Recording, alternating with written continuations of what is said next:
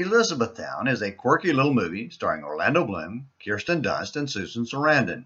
It centers on Bloom's coming to grips with the death of his father while buried deep in grief from professional loss.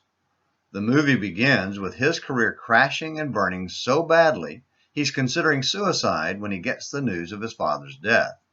On the flight to Elizabethtown, he meets Dunst, who wins her way into his heart and rescues him from the depression that is threatening to overwhelm him.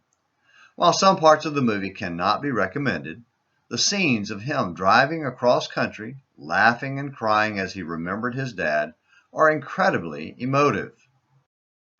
The theme of the movie is somewhat similar to an event near the end of Samuel's life. In an incredibly emotion-packed passage, God told Samuel that Saul had rebelled again, and it brought great grief to God's heart. Then the word of the Lord came to Samuel, saying, I regret that I have made Saul king, for he has turned back from following me and has not carried out my commands. 1 Samuel 15, verses 10 and 11.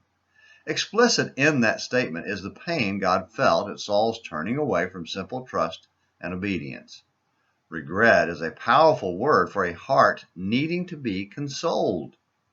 We sometimes buy into the idea that the Old Testament God is harsh and cruel. We could not be more wrong if that's what we think.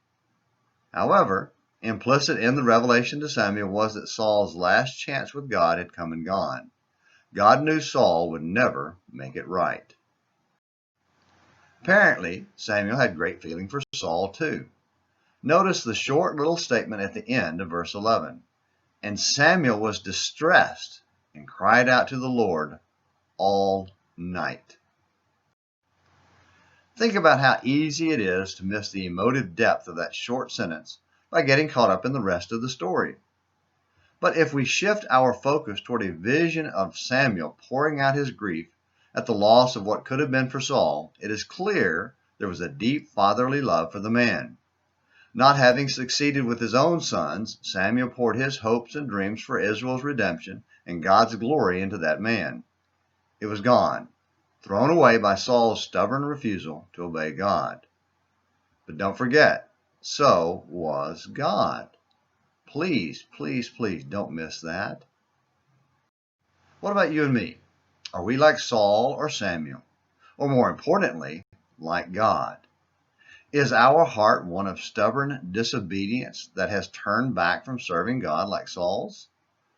Or is our heart one that grieves deeply over sin and cries out to the Lord in pain for the loss and suffering it brings to this world?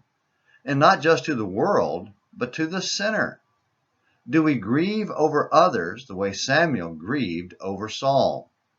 Not just in general, but specifically. Do we grieve over family and friends who choose sin over God? Do we grieve over strangers who have chosen this world over God? Until we cry out to God in sorrow, we cannot truly understand or have the heart of God. Well, thanks for watching Morning Minutes in the Bible. Until tomorrow, this is James McClenny hoping you have a great day.